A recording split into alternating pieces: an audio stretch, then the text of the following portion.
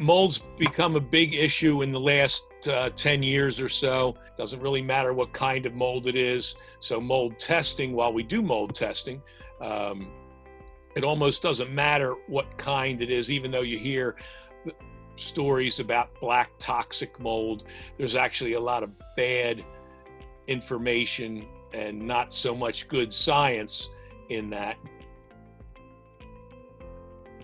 Ladies and gentlemen, today we welcome our expert of the day.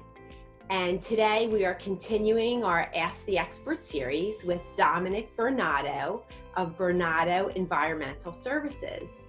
Dominick and I have known each other for many years, and he is an utmost professional and an expert in his fields.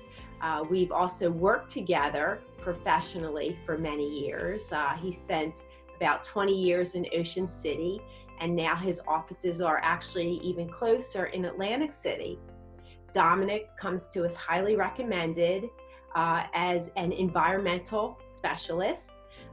He works with underground storage tanks.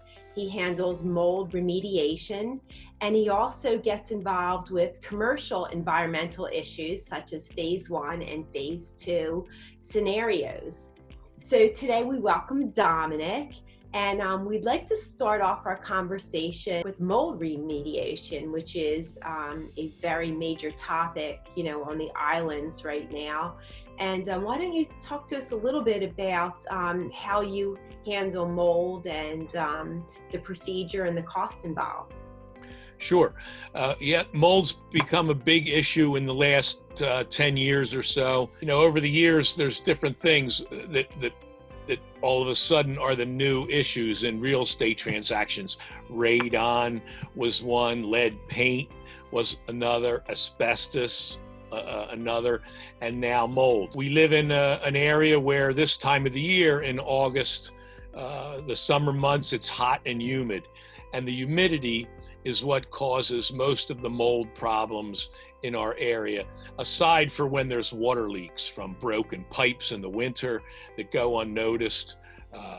We had a call today, a toilet overflowed on a second floor, and water goes downhill like many other things, and ended up, even after 2.5 weeks, the garage is just filled with mold. Home inspectors, when they inspect a property these days, like radon, and not so much radon in our area along the shore, but lead-based paint, asbestos issues. Now mold is also an issue that they look for. Crawl spaces. Many homes on the island don't have a basement, they have crawl spaces, and now you have wet sand. Many times, the closer you are to the bay, again, the groundwater is also higher, so you have moisture from the ground, and the humidity in the air gets in the crawl space. And if the house is air conditioned, you have a temperature difference, so you have a cooler area above and below a hot, humid space, and then condensation begins, and the floor joists might start to get mold on it. Inside newer homes in a garage that's beneath an air-conditioned space, we find mold in the garage ceilings or where there's ductwork.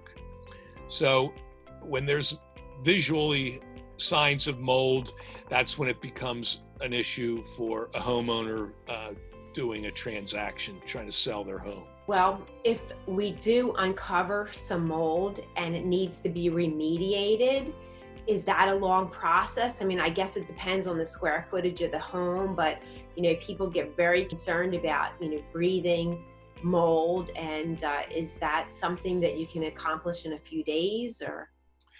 Many times, since most of the mold issues are surface mold, we can clean the surfaces and disinfect the mold. Sometimes it gets drawn, the process becomes more than a day or two when was the result of a water leak. Then we might have to remove sheetrock, remove wet insulation, dry everything out, then treat the wood building materials that might have mold on it, and then the reconstruction process start. It might be a small area, or it might be a whole house.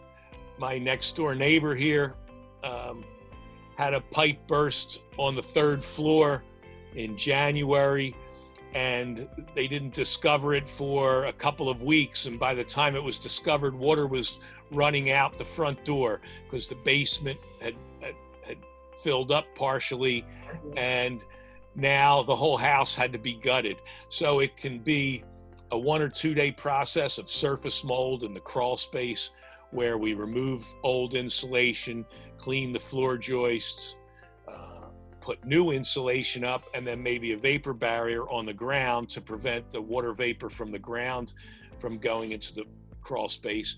That might be a 1 or 2 day process to several weeks to gut a house completely, 3 floors, all the, in my neighbor's case, plaster, some sheetrock over plaster, all the wood lath, the issues with electric lines that have become wet, and so forth. So sometimes it's a quick process and a minor problem.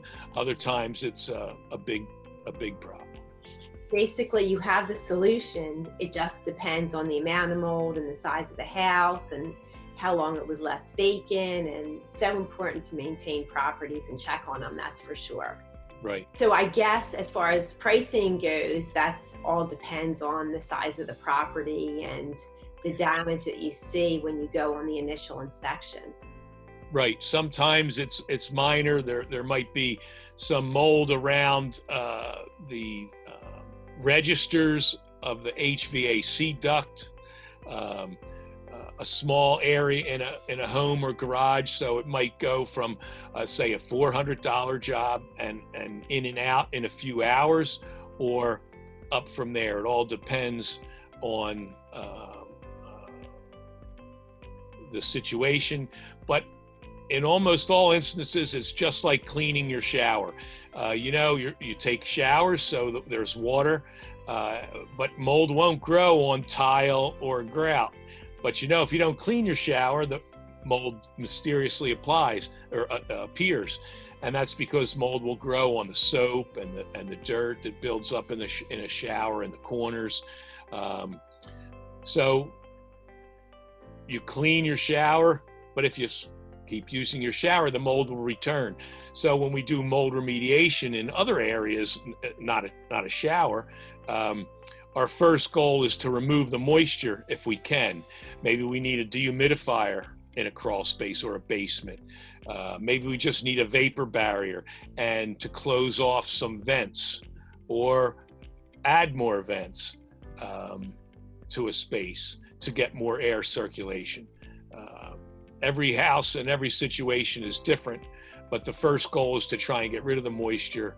And then most cases we can clean the mold. It doesn't really matter what kind of mold it is. So mold testing, while we do mold testing, it almost doesn't matter what kind it is, even though you hear stories about black toxic mold. There's actually a lot of bad information and not so much good science in that. But almost any mold in excess in the air that you breathe in will cause allergic reactions. And if you have lungs that are very young, like a baby, or the elderly where their lungs are on their way out, or if you have asthma, bad allergies, lung issues related to say emphysema or cancer, mold is like piling on in football. Mold in the air will make that worse. So that's again why mold issues in houses have become an issue during property transactions. Yes, very concerning to our clientele. Well, it's very impressive that you capitalize on these situations that we need to resolve, especially on the islands, with all the humidity and the seasonal occupancy where people aren't always home, the residents aren't there to check on their property. So super significant. Thank you everyone so much for tuning in to our Ask the Expert series. So if you have any questions, you can reach out to us anytime. Please, if you have any questions or comments, note below. And of course, don't forget to subscribe and share. We're all about building relationships with you.